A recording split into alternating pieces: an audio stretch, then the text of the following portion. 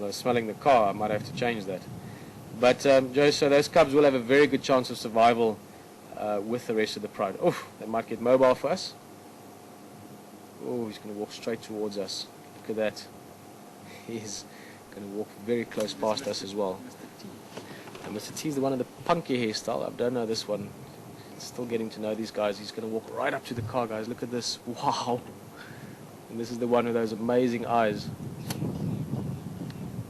This is the guy called Sharko. The first time we saw him, I just saw that little mark on his shoulder. Oh, nice to see him again. Guys, let me just try and turn the car a little bit.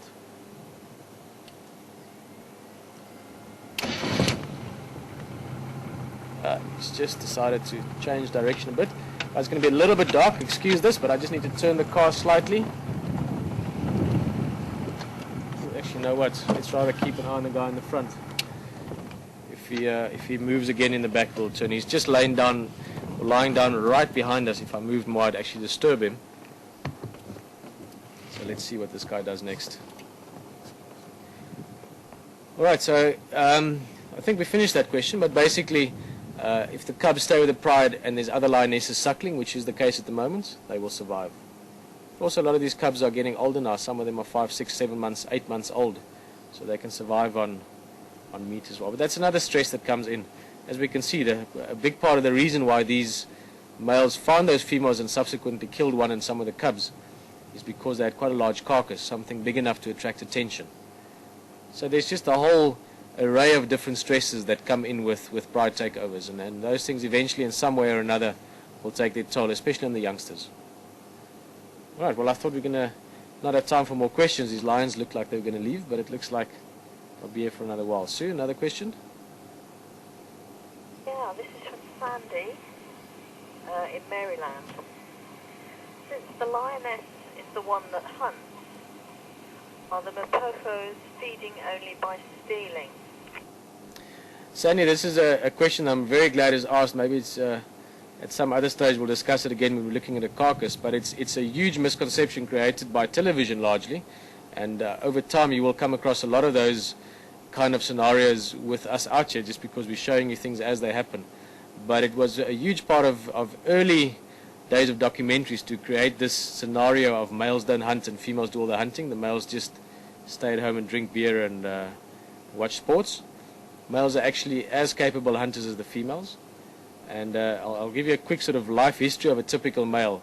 From the age of 2, they get kicked out of the pride, and they live under very harsh conditions where they have to do all their own hunting for at least 3 to 5 years.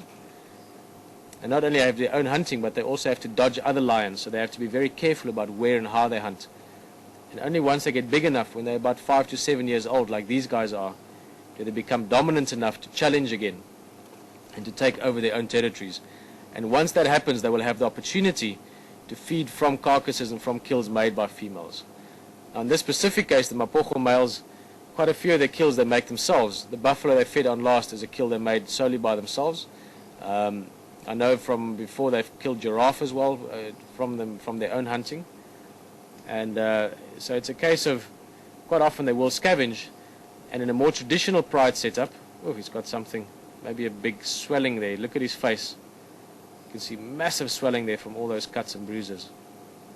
Yeah, no, he's a bit uncomfortable, and maybe the lip also got bitten through. So in a more traditional pride setup, oh, he's hurting, huh? You can see he's very careful about it. A lot of the injuries that we won't see will be on the legs as well, the front paws and the front legs, the forearms essentially.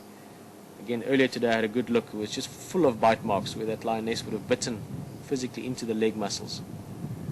So in a more traditional pride setup, sorry, to finish this question, Sandy, is if it's only one pride of females and males, those males will often be off at night covering large distances, average of anything between 15 and 30 odd kilometers, patrolling, scent marking, roaring, keeping that area secure, keeping other males, other marauding males out, and in that way providing a safe environment for the females and the cubs to survive in. And then quite often they will join the pride again and then feed off whatever the females have hunted. Again, with the Mapocho males, it's a little bit unique because it's so many of them, 5 males together, and that also enables them to take large prey. Ooh, they're going to roar. Peter, it looks like is he putting his saliva on his foot and then Yeah, rubbing look at his that face? scar quickly. Sorry to interrupt you, James, but that's exactly what James is saying. On his right lip there, as he looked this way, there was a big, almost like a Harry Potter scar, like a lightning strike scar. And that's exactly that. He's licking his paw, like James is saying, and then he's using that saliva to clean the cut with. Look at that. Guys, we're going to get some roaring just now. This lion behind us is calling. I don't think it's him. There's another one. I think it's another. Maybe there's a third one on his way. Sorry, it's taking a while to finish that question. Sandy, I think we pretty much answered it. But the Mapocho males especially, because there's so many of them together, and also because males are bigger, they can take larger prey. So when you find prides that hunt, for instance, that are specialized at buffalo hunting, you find that normally the males play quite a big role in that, just because they're physically heavier. A male lion jumps on a buffalo, he's 30%, 40% heavier than a female, and that obviously comes with its own benefits. So it's a long answer, but it's one of those misconceptions that still floats around in the world whenever people think of lions. So I think we can try another question. We might have to cut questions short at any second when these lions, if they do start moving or roaring, but let's try and fit another one in. But he's hurting, Peter. Huh? Yeah. Okay, we've got one from Tony in Bristol, England. Which animals are likely to eat the poor dead lioness? Are prey animals still afraid of the lion even when it's no longer living? Okay, question from Tony there. Sorry, just to highlight again, James is also saying this lion is hurting. You can see the way he's moving. Look at that. Very, very careful and slow. You can see it's painful. Big scars on his leg there as well. You can see that blood there on the foot. Shame. Tony is asking what animals might scavenge on that lioness carcass, or the carcass that we saw earlier, and also if prey animals are still afraid of lions. Tony, first of all, again, it's not typical, but it's possible that hyenas will scavenge on that carcass. Lions might, even these guys might. Again, it's not typical, but it's possible. Jackals might. Again, it's not that typical. Quite often lion carcasses are just left. Vultures tomorrow, I wouldn't be surprised if we see a few vultures on there. And as the carcass starts decaying, you'll see more and more of it. But up to now, that lioness, and I'm sure some of you, when you saw it, the first instant when you saw that carcass, you must have realized something wasn't quite right. But she still looked like pretty much a big lioness lying out in the open sleeping. Even when I walked down to her, I had a few seconds of apprehension. One was, expecting one of these big guys to burst out of the bushes. But the other one was, even though I knew she was dead, she still, to my sort of primal subconscious, she still looked like a lion. So to draw that back to your question, Tony, is that lioness still looks very much like a lion that's just sleeping. So that would also discourage things from going to poke around it too much. As far as prey species go, that whole area there will smell very strongly of lion. There's been fighting and killing and feeding and dung around it as well. So prey species in general just avoid that area for a couple of days. They're not going to walk up and check it out. They would rather just stay clear of it. But that question will be answered largely over the next few days as well. We'll go past there. And then, of course, things that will definitely scavenge and decompose that carcass are your decomposers, things that specialize in it. Maggots and flies and beetles and all kinds of other insects. Shame, man. Look at this guy. He's just slowly cleaning those wounds. Very important to keep them clean. Oh, he's going to also walk past us. Look at that, battle scarred and limping.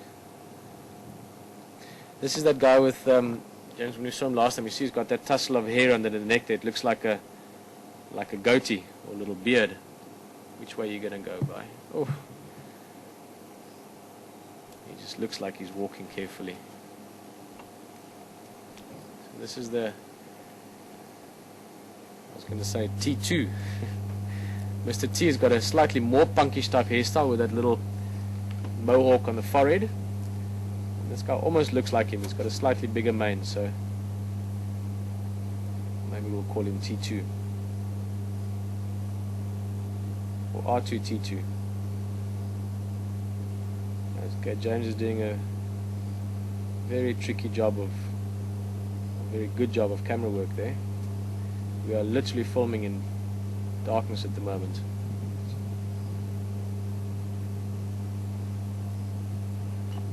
Ah, there we go.